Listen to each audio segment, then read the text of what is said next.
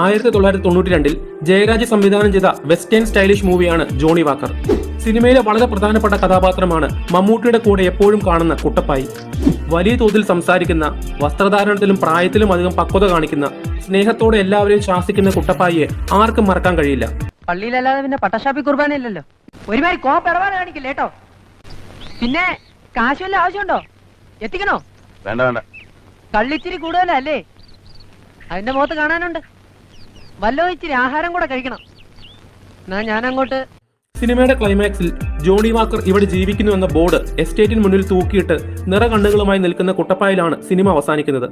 Cinema ഇറങ്ങിയിട്ട് 3 പതിറ്റാണ്ട് കഴിഞ്ഞെങ്കിലും പിന്നീട് ആരും കുട്ടപ്പായെ കണ്ടിട്ടില്ല. കുട്ടപ്പായുടെ യഥാർത്ഥ പേര് നീലകണ്ഠൻ നടരാജൻ എന്നാണ്. തമിഴ്നാട് സ്വദേശിയായ നീലകണ്ഠൻ നടരാജൻ മലയാളത്തിന് പുറമെ ചില തമിഴ് സിനിമകളിലും ചൈൽഡ് ആർട്ടിസ്റ്റായി അഭിനയിച്ചിട്ടുണ്ട്. എന്നാൽ കുട്ടപ്പായി എന്ന നീലകണ്ഠൻ നടരാജൻ ഒരു പ്രൊഫഷണൽ ഡാൻസറാണ്. ജപ്പാനിലെ ടോക്കിയോയിൽ സെറ്റിൽഡായ അദ്ദേഹം അവിടെ ഒരു ഡാൻസ് സ്കൂൾ സ്ഥാപിച്ച് ഡാൻസ് മാസ്റ്ററായി ജീവിതം ആസ്വദിക്കുകയാണ്. ഗിരിജ ഷെട്ടർ. വന്ദനം എന്ന ഒറ്റ മലയാള